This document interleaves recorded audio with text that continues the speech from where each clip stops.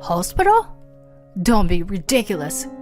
Get your ass out of the hospital, even if you have to crawl back home. You're the housekeeper. My husband suddenly yelled at me on the phone. I was hospitalized with a high fever. For my husband Louis, no matter what the reason, the mere fact that he doesn't have a wife to do the housework is cause for anger. I usually do all the housework, but still, all he does is complain. And then when I get sick, instead of worrying about me, he gets upset. How narrow-minded is the man I married? I was deeply disappointed in myself for having chosen such a man as my husband. But it seems I was not the only one who thought so. When my mother-in-law heard my husband yelling, she said to me with a straight face, "Your nightmare ends here. Now, let's start fighting back." My name is Violet, a 35-year-old mom with a 1-year-old son. I work as a medical secretary at a hospital. My husband's name is Louis. I met him on blind date. My co-worker invited me to. We started dating right after. A few months after we got married, I got pregnant and I had a son, Eli. My life is pretty good, but recently, I'm having a major problem within the family. That is my relationship with my husband, Louis. He has been a dependable and sweet guy, and even after Eli was born, he was very supportive in raising our child, feeding him milk, changing his diapers and such. However, raising a child requires money. We have to work hard and save money for our son. But my husband doesn't like the idea of me going back to work. When I told him I wanted to leave Eli at daycare, he gave me a disapproving look. "What? Daycare? He just turned 1. But I'm thinking about the future, and I think I should work too. I want him to be able to do all the things he wants to do." "I don't care about that. If he can finish high school and college, that will be enough." "What? Even so, I think it's better to be prepared for all kinds of situations." "If that's the case, let him give up. It's his fault. He's not smart enough. You are a housewife. You should just take care of the house." "But, oh no." My husband yelled at me and showed his anger. I wanted to give my child the best environment possible. Was I the only one who thought that way? However, my husband is an ordinary businessman. He doesn't get paid well. Since I retired after giving birth to my son, we can no longer afford to save. After 6 months of talking about these circumstances over and over again, I succeeded in convincing my husband. I was able to return to work full-time. But the real hell started from there. After I started working, my husband's behavior changed drastically. Whenever I prepared a meal, he would sarcastically tell me that the food was too strong tasting, too bad to eat, and so on. Not even a winkle in the laundry was tolerated. If there is even a speck of dust or hair on the floor, he's in a bad mood for a few days. The only thing that saved me was that he was a good father to my son.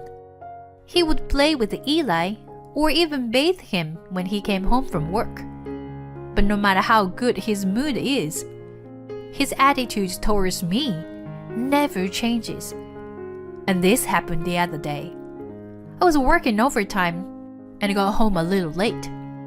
I picked up my son from daycare and rushed home. My husband was waiting for me with a devilish look on his face. "I'm home."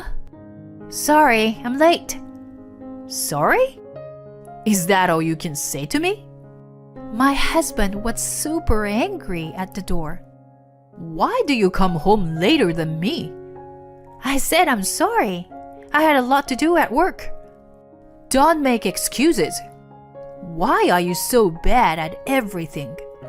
You should have stayed home and focused on the housework. But the household situation is getting better because we both work, right? Don't talk back. You do as I say. Hey, lower your voice. Eli can hear you yelling. Even though he'd still won, I didn't want him to see his father yelling. But ever since that day, my husband's been yelling at me in front of him. Every time he came home from work, if he didn't like something, he would throw things and takes his anger out on me. He is away from home on his day off, so that was the only time I could spend with my son in peace. My son can't speak or understand the situation yet. I didn't want him to hear our arguments. Then one day, I woke up in the middle of the night, and my husband was not there. He went to bed before me last night. Did he go to the bathroom or something? I went back to bed and waited for a while, but there was no sign of my husband coming back into the room. I was worried, so I got out of the bed and went to the living room. The living room lights was on, and I found my husband sitting on the sofa. He was on the phone with someone. He had his back on me, so he wasn't aware that I was there. I was about to open the living room door. You know what? I can't wait to get divorced. Divorce? That's what he said. I took a breath and decided to wait and see. My wife? She's sleeping. She doesn't work that hard, but she sleeps a lot. She's not good at housework either. I don't know why I married such a loser. I can't wait to get divorced and be with you.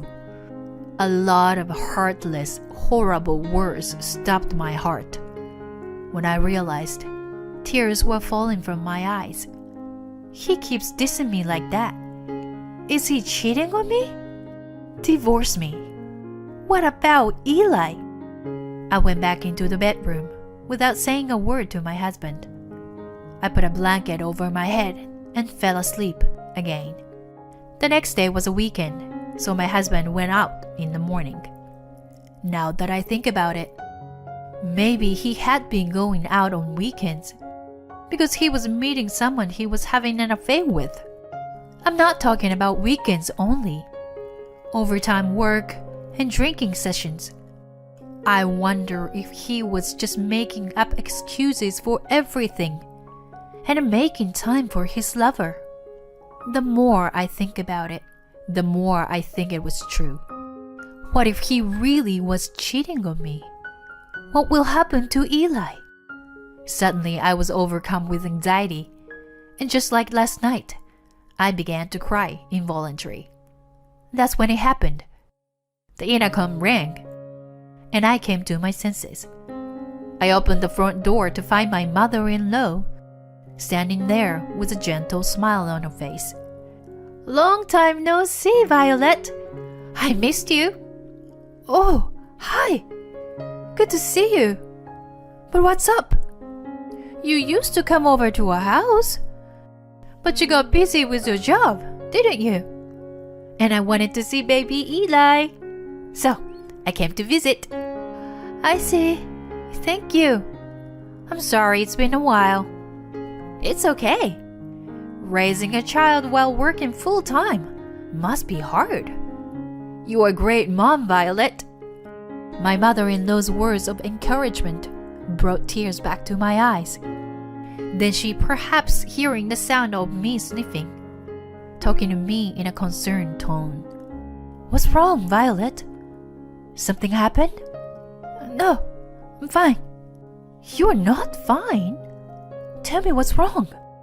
All right, I'll make you some tea first. Here, I brought some cake. Let's eat it together. My mother-in-law stood in the kitchen for me and makes some tea. She puts the cake on the plate and offered it to me quietly. Something must have happened, right? Violet, is it about Luis? Well, I knew something must have happened, since you didn't come to our house lately. Violet, you can tell me anything. My mother-in-law gently held my hand and looked straight at me. I didn't want to tell her about her son's infidelity, but I was already at my limit. Actually, I think Luis is having an affair. An affair? Is he cheating on you? Yes, probably. I heard them talking on the phone last night. He said he wanted to divorce me. What? I'm gonna talk to him right now. Where is he? I don't know. And even if I question him now, I don't have any proof. Proof?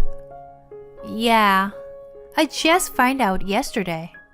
So I don't have any proof. When I look at the sofa, my son was sleeping peacefully. I didn't want him to hear about the divorce, even if he didn't know what it meant. My mother-in-law, on the other hand, had been giving me a difficult look. Then she looked up, as if she had just thought of something. All right, Violet. All you have to do is gather evidence. What? Gather evidence? But I've got work to do. And Eli's with me. I don't have time. That's okay. We'll leave it to the professionals. Professionals? Yes. I have a friend who got divorced because her husband cheated on her. She said she hired a PI.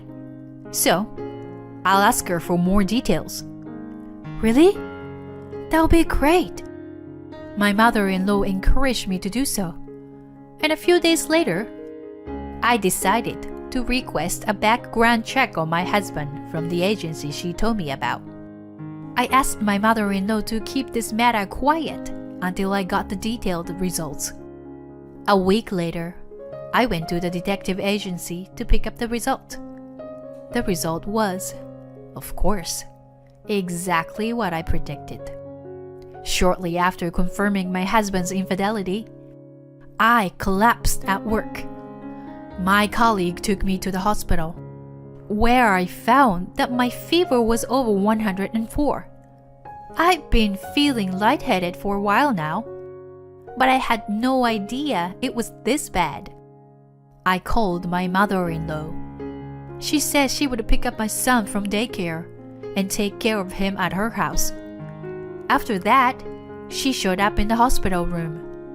Violet! Are you alright? I heard you have a high fever. I'm sorry to bother you. I'm okay. Oh my gosh, you must have been exhausted. You need a rest now. As my mother-in-law was laying me down, my phone buzzed in my bag. I asked my mother-in-law to pick up the phone. It was from my husband. When the call came in again, I picked it up and turned on the speaker. The sound of my husband's yelling echoed through the room. In contrast to my shaking shoulders, my mother-in-law's face was stained with anger. I had to show my mother-in-law what my husband was really like. I continued my conversation with him. I'm sorry, I'm in the hospital. What? Why? What about the housework? Why the hell are you in the hospital anyway? Actually, my fever is over 104, and I have to stay in the hospital for the night. So, don't be ridiculous. Staying at the hospital for a fever? Are you kidding me? But the doctor told me to rest today. Shut up.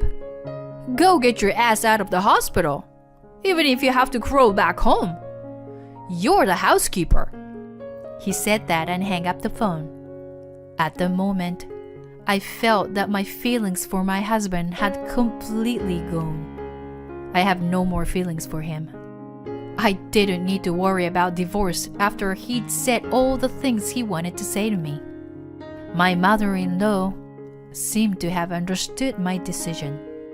She looked at me and gave a small sigh. What a scumbag.